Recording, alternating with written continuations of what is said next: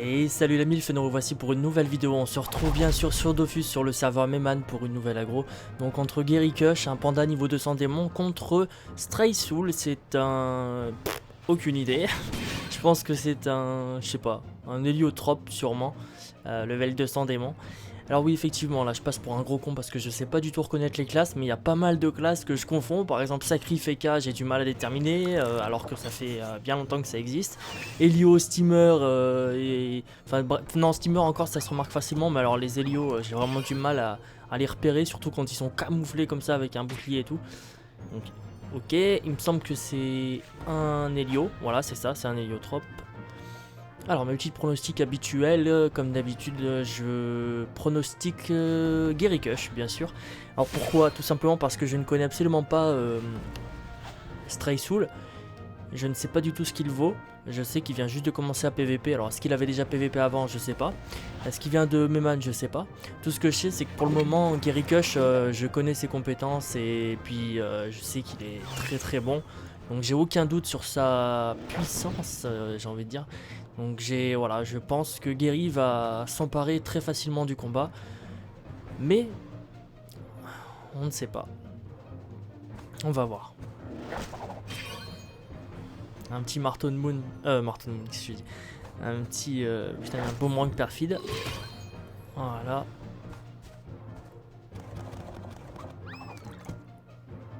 Donc là, Geri qui va la jouer gros bourrin.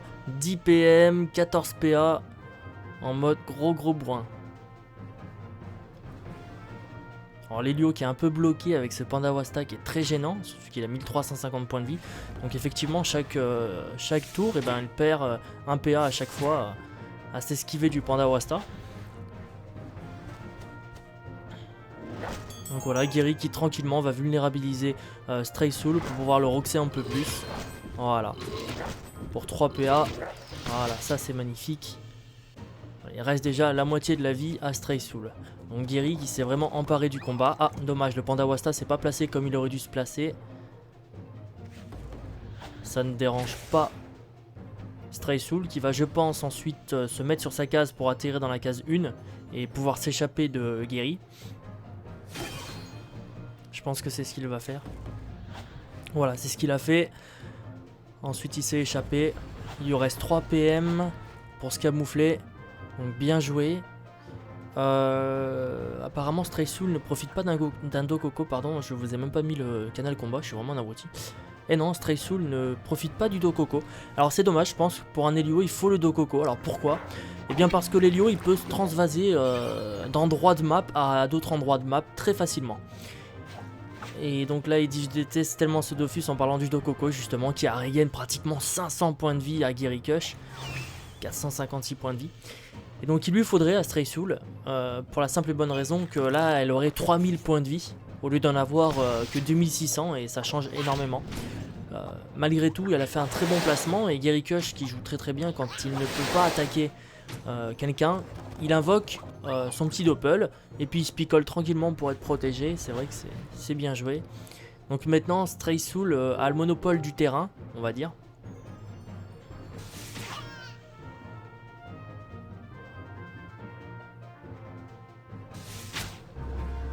Voilà, très bien joué de la part de Straysoul. Il a tué le doppel, ce qui mécontente fortement Gerikush, parce que le doppel c'est un élément très important quand t'es niveau 200, surtout pour un panda, parce que le doppel est quand même utile. Voilà. Mais les placements laissent à désirer justement de Straysoul. C'est vrai que contre un panda, on ne sait pas vraiment comment se placer.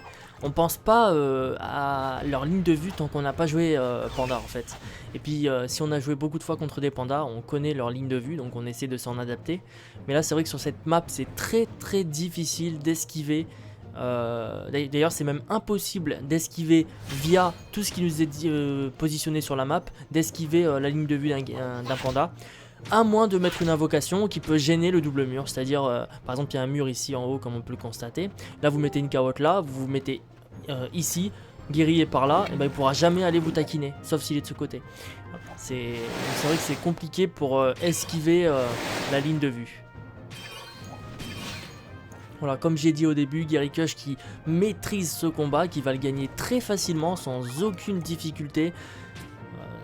c'est normal, hein, c'est normal. Helio vs Panda, après c'est... On peut constater que le bouclier n'est également pas le même. Bon, je pense pas que c'est ça qui va faire grand chose. Mais voilà, l'avantage aussi des Helio, c'est ça. Ça, c'est un énorme avantage. Maté, ok, il est insoignable et il a continué. Non, je sais pas à quoi ça sert, Affliction. Je sais pas à quoi ça sert. Ah, voilà, ça sert sûrement à ça. Donc, il s'est quand même regen 1200 points de vie. Je pense que c'est pour ça qu'il ne prend pas le Dokoko. Sauf que là, il aurait eu le Dokoko. Il aurait déjà eu 800 points de vie en plus depuis le début du combat. Ce qui fait que Gary est pratiquement full life, à 700 points de vie près. Et Stray Soul, bah, il lui reste un peu plus d'un quart de sa vie. Et là, il va lui rester même pas un quart de sa vie. Non, 8 PA, il va lui rester un quart pile de sa vie, je pense. Un petit flamiche. Non, un point dans le cul pour se rajouter 4 PM. Alors, soit pour se mettre au milieu. Voilà, bien joué, Gary. Alors, pourquoi il s'est mis là? Parce que regardez, quand on survole Gary, on peut constater qu'il atteint toutes les portées des deux portails différents. Donc, ce qui lui permet justement de prendre le monopole de la map. Là, il va se re-soigner. Donc, très bien joué de la part de Stray Soul. Donc, ça, c'est vraiment... Beaucoup diront que c'est cheaté. Alors là, je sais pas pourquoi ça le soigne pas. C'est peut-être après, quand il fait son sort. Voilà. Je sais pas, je comprends rien. Ah, voilà, là, ça l'a soigné, d'accord. Donc, il est pratiquement... voilà, il a plus de la moitié de sa vie. Donc, c'est bien joué de la part de Stray Soul qui s'est servi... qui s'est servi justement du fait que Gary s'est mis au milieu de map pour ne pas le taper et aller justement se soigner tout simplement. Alors c'est vrai que vu la classe comme ça, là c'est en gros la classe, soit je me soigne, soit je tape, mais je peux pas faire les deux, tu vois. C'est un peu abusé. Alors c'est vrai que Gary là sait pas quoi faire, il peut pas se debuff. Puis enfin je vois même pas l'intérêt de ce debuff de 10 PM, même si ça serait pour le taper. Donc là il peut rien faire, hein. Il a vraiment aucune... Ah voilà, il va se debuff et il va quand même le taper. Voilà. Est-ce qu'il aura le temps? Oui, il a eu le temps de tout faire, magnifique.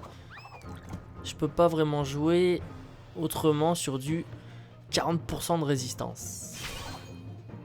Alors, il dit 40% de résistance parce qu'il y a le bouclier, bien sûr. Le bouclier, pardon, bien sûr.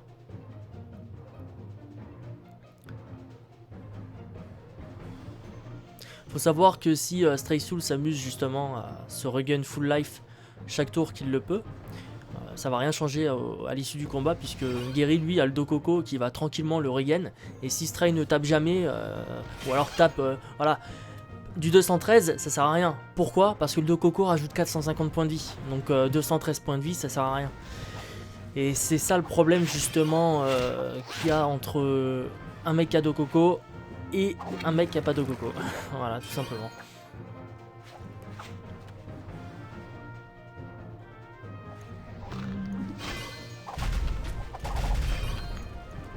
Alors je crois qu'elle a enraciné Stray Soul. Fais voir. Oui. Je sais pas s'il peut quand même prendre ses portails en étant enraciné. Ça sera intéressant de le savoir ça. Est-ce que tu peux te choper? Et non, effectivement. D'accord. C'est bien ce que je pensais. Mais très très bien joué là, de la part de Stray Soul qui maîtrise sa classe comme on peut le constater. Qui a compris justement que Gary l'avait empêché de se TP grâce au portail. Alors il a décidé de TP Gary en supprimant le portail vers lui. Ce qui permet à Stray Soul de monopoliser le haut de la map. Et Gary se retrouver un petit peu enfermé. Donc Gary va tranquillement se regagne de la vitalité. Peinard. 3420 points de vie. Pour être exact. Bon, il avait envie, hein. Laissez-le hein, s'il a envie.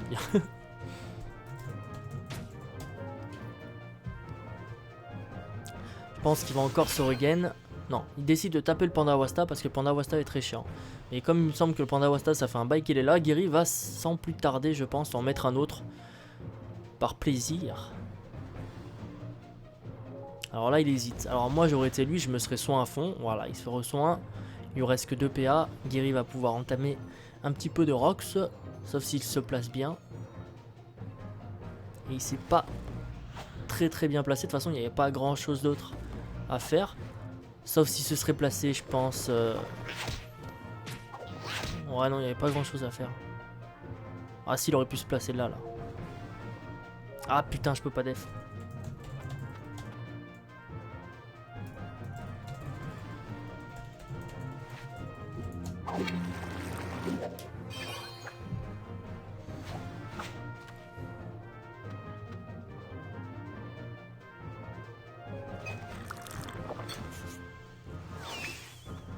Voilà, comme je vous l'ai dit, le tour d'avant, Guéry va s'empresser justement d'invoquer un petit panda Wasta, c'est ce qu'il vient de faire, tranquillou. Il s'est mis un petit point dans le cul pour avoir un peu de PM, c'est bien joué. Alors j'espère qu'ils vont défendre le perco parce que je crois que c'est le mien. Arrête pas de se faire attaquer, je l'ai mis à un endroit où il se fait attaquer tout le temps, c'est chiant. Faudrait que je le change d'endroit.